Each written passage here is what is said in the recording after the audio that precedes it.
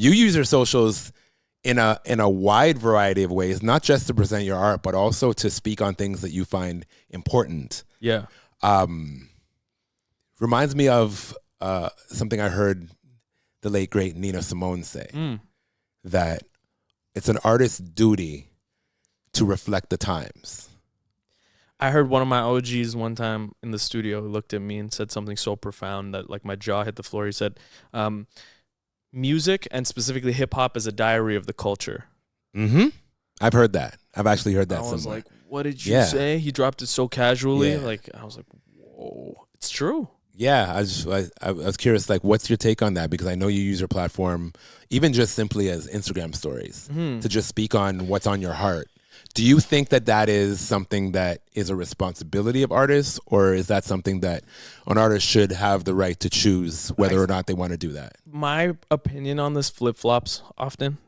I used to think like, oh my God, if you're just making like art for the sake of like, everybody put their hands up and have fun, like that's so useless, right? But I think as I get older, I understand that as well. There is value in making people feel good, but there is equally as much value in making people see something differently.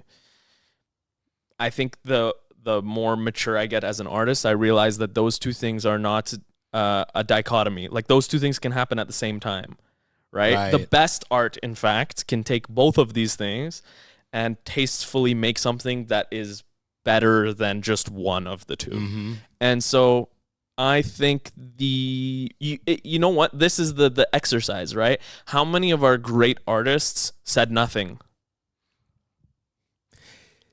and stood the test of time? And that is why I ask myself that question, because there are definitely some, especially in the modern day, more so now than I can think of in the past. 100%. That definitely get over being very popular, very successful monetarily, and all the, you know, awards wise and all that, but don't really take any stances on anything. You can be successful without taking a stance, but you can never be a cultural icon.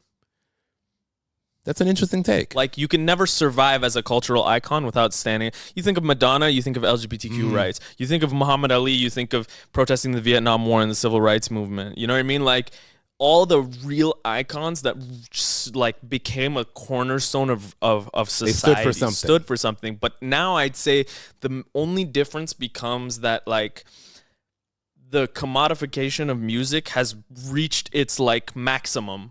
There's no way to commodify art any more than it is in this day and age. People will figure it out.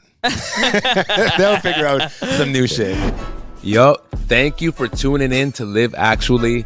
This was just a clip from this week's episode. If you want to see the full episode, click that link right there in the description. It's the first one right there. You see it right there. And while you're at it, make sure you hit that subscribe, all right? Big love from Four Corners. That's me. And this has been Live Actually. See you on the next one.